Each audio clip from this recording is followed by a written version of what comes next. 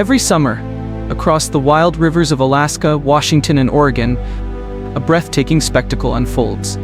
A migration so vast, so powerful, it can be seen from space. Millions of salmon, forged by the ocean's depths, begin their final journey home. They've spent years at sea, battling storms, predators, and distance, only to return, against all odds, to the very river where they were born. Guided not by maps or memory, but by instinct, and by a sense of home so precise, they can smell the water of their birthplace from hundreds of miles away. This is the salmon's way home. A story of endurance, sacrifice, and the cycle of life that feeds the heart of nature itself. Before we dive into this incredible natural journey, be sure to like, subscribe, and turn on the bell for more breathtaking stories from the wild corners of our planet.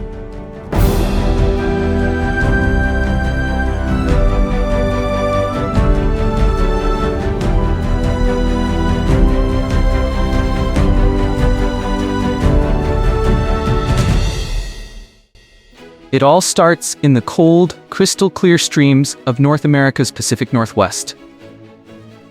Here, under the shade of ancient spruce and cedar trees, tiny orange salmon eggs rest beneath the gravel, protected by the cool currents that flow down from snow-covered peaks. Weeks pass. The eggs hatch into fragile fry, tiny fish, no longer than your finger. For the first months of their lives, these young salmon live quietly in the freshwater creeks that cradle them. They feed on insects, driftwood algae, and tiny crustaceans, growing stronger each day. But soon instinct calls. A silent message written in their DNA, telling them to leave the safety of the forest streams and head toward something far greater.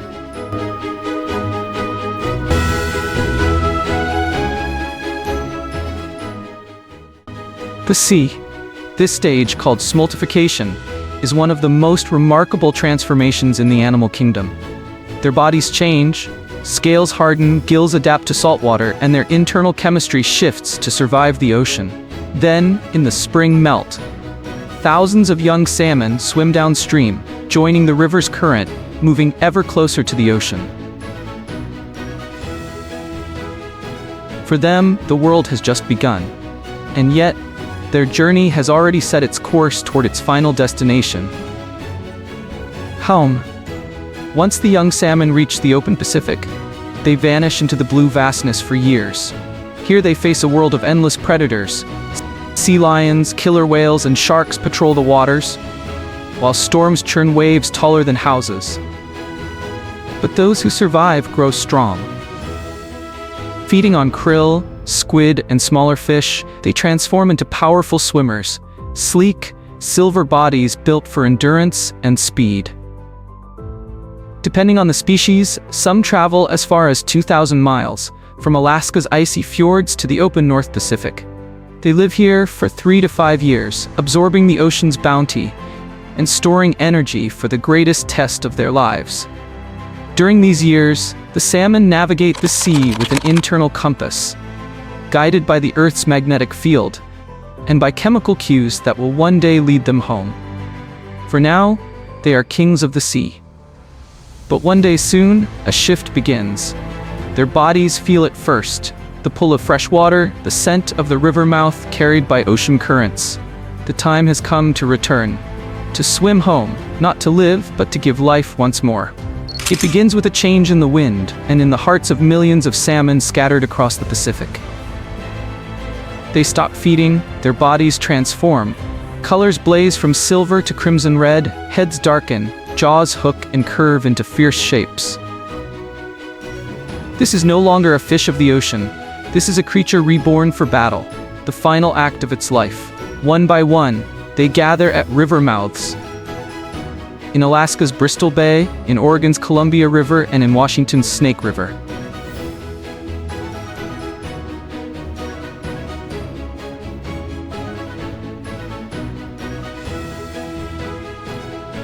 They wait for the tide, then surge inland together in a single living current, an unstoppable river of life flowing against the flow of nature itself. Every mile upriver is a test. They leap over rapids, fight through whirlpools, and climb waterfalls taller than a man. Each obstacle claims the weak. Only the strongest survive. For some, the journey is over 1,000 miles long, rising more than 2,000 feet in elevation from sea level to mountain streams.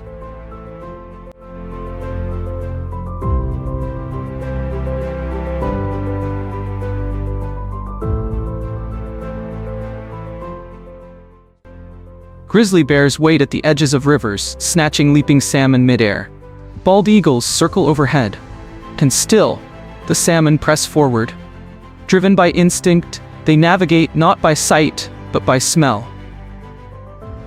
Each river, each tributary, carries a unique chemical fingerprint that guides them home.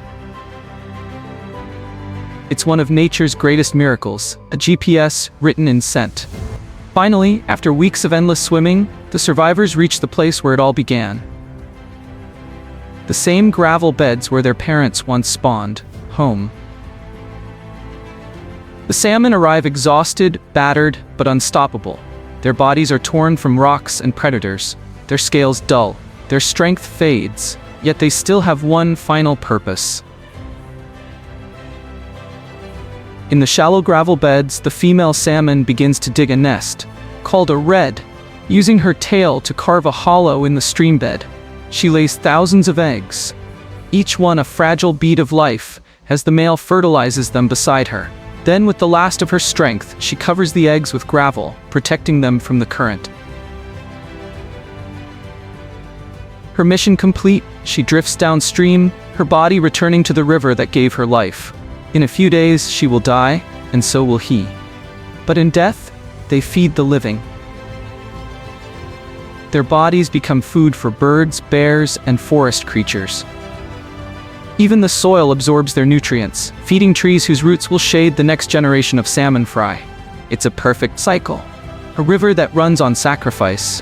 In Alaska, scientists have found nitrogen from salmon bones in the rings of trees miles from the riverbanks. Every leap, every struggle, every life lost, feeds life anew. This is not tragedy. This is rebirth. For thousands of years, the salmon has been sacred to the people of the Pacific Northwest. To the Tlingit, Haida, and Chinook tribes, salmon is not just food. It's identity. Each year's return is celebrated with rituals of gratitude and renewal. Even today, the salmon sustains entire communities economically, culturally, spiritually. But it also faces danger.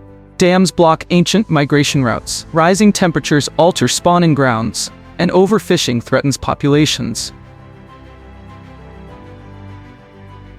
In response, America has launched some of the world's largest conservation projects, building fish ladders on hydroelectric dams, restoring wild rivers, and even removing dams entirely to let the salmon run free again. Each year, millions of salmon are also raised in hatcheries, helping to replenish wild populations. It's a massive effort, a symbol of humanity's commitment to keep this natural miracle alive. Because if the salmon disappear, so too does an entire ecosystem, and a story that's been told for millions of years. Winter comes, snow blankets the rivers. Beneath the frozen gravel, thousands of tiny eggs rest quietly. Inside, life stirs again.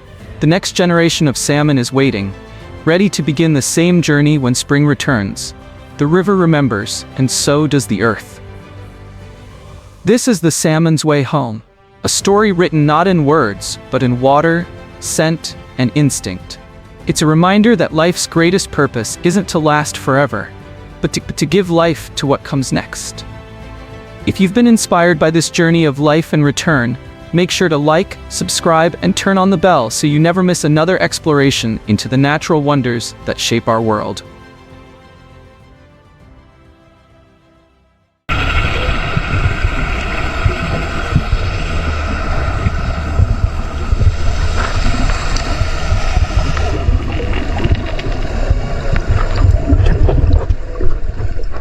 Thank the Lord. It feels good, my friend. Bait fishing started out real slow, but it's picking up. Look at that. Nice pull. Wow. Sardines, tiny but mighty. Packed with protein, omega-3s, and flavor, these small fish are consumed by billions of people around the world. But how do oceans full of wild sardines become neatly packed cans on grocery store shelves? From massive fishing fleets to high-tech mega factories, this is the incredible journey of sardines. Scaled, sorted, steamed, and sealed.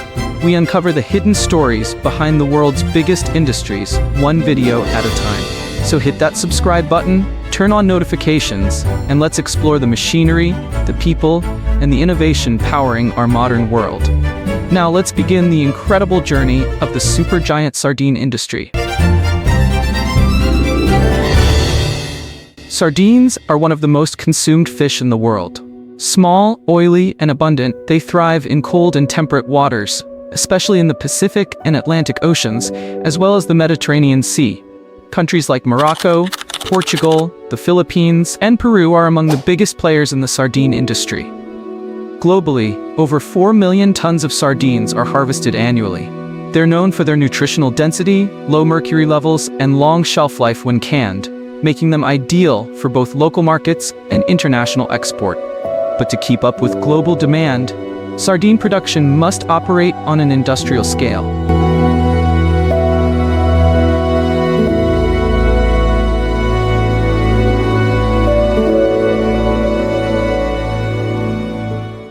The journey of a canned sardine begins at sea. Fishing fleets operate in sardine-rich zones using purse-seine nets, large, circular nets that can encircle entire schools of fish. Once sonar locates a dense sardine school, the net is deployed. The bottom is then drawn closed like a drawstring bag, trapping thousands, sometimes up to 200 tons of sardines in a single haul. The fish are pumped on board using vacuum suction hoses, rapidly transferring them into refrigerated sea tanks to preserve freshness. Time is critical. Sardines begin deteriorating quickly after death. That's why industrial vessels are equipped to transport and chill the catch immediately. Some large boats even process sardines on board to save time. But in most cases, the fresh fish are offloaded at port and delivered to nearby processing plants within hours.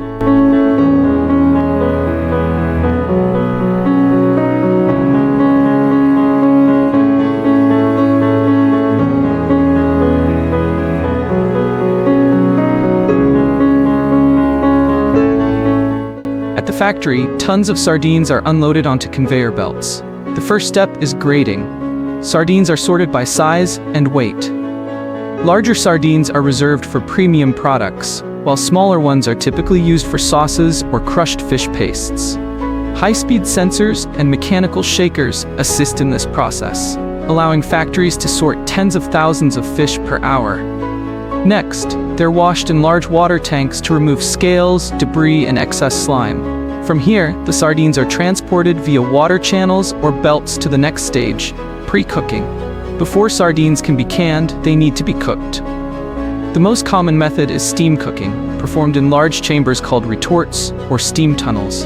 Here, sardines are steamed for several minutes at temperatures reaching 100 degrees Celsius, 212 the Fahrenheit.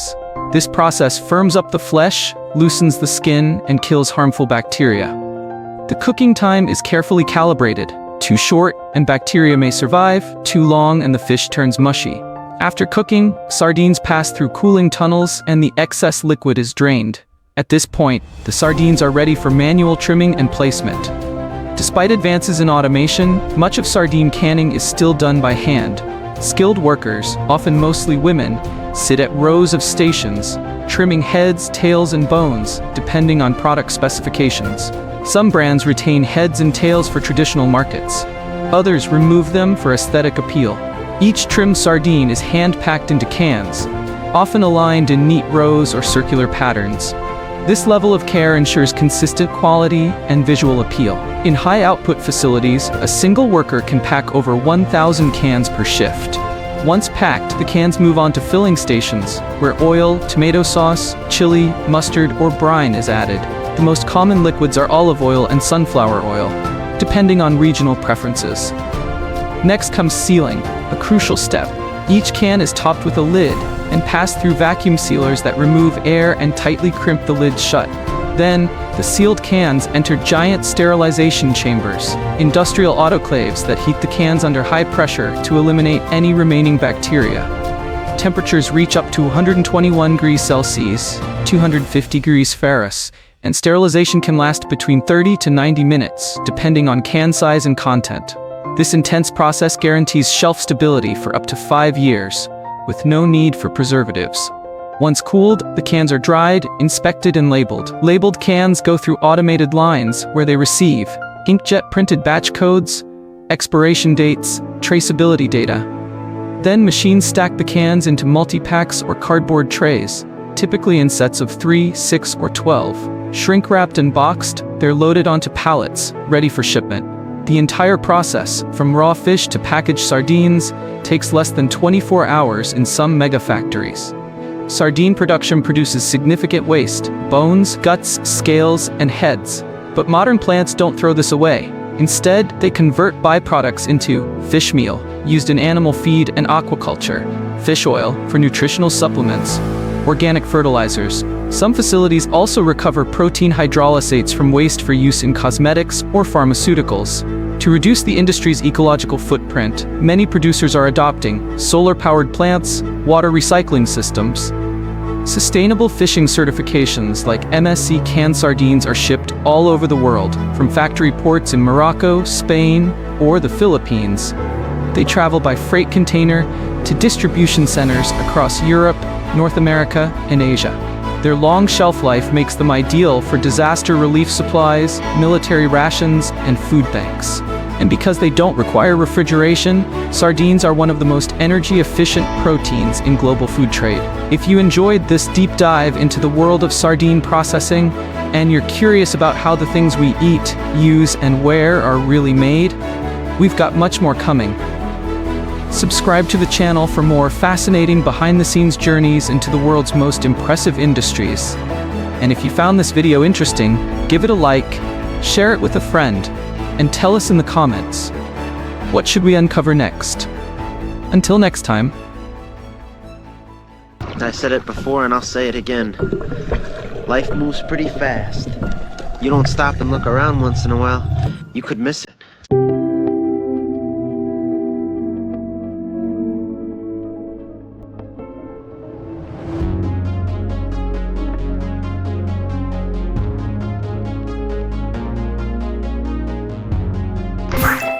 Hidden beneath the calm, tropical waters of the ocean lies one of nature's most mesmerizing treasures, the pearl. Unlike diamonds or gold that are mined, pearls are grown inside living organisms, oysters.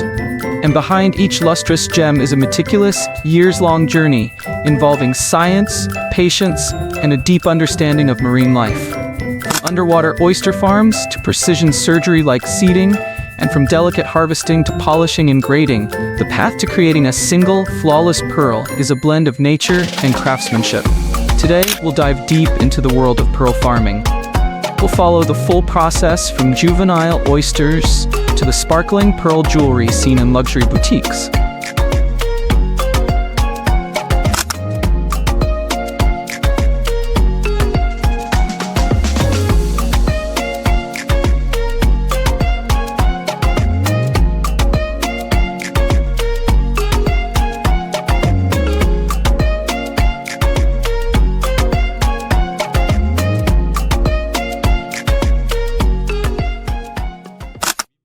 Every pearl starts not with a pearl, but with an oyster.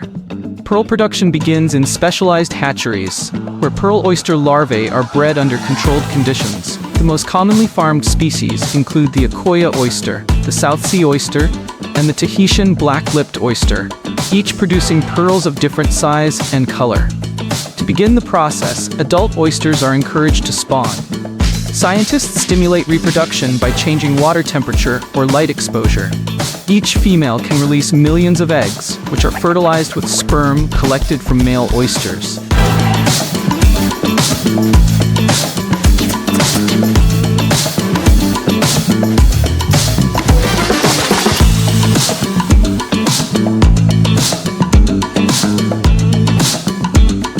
Over the next few days, the fertilized eggs develop into free-swimming larvae. At around 3 weeks old, they attach themselves to a solid surface, usually a plastic plate or mesh.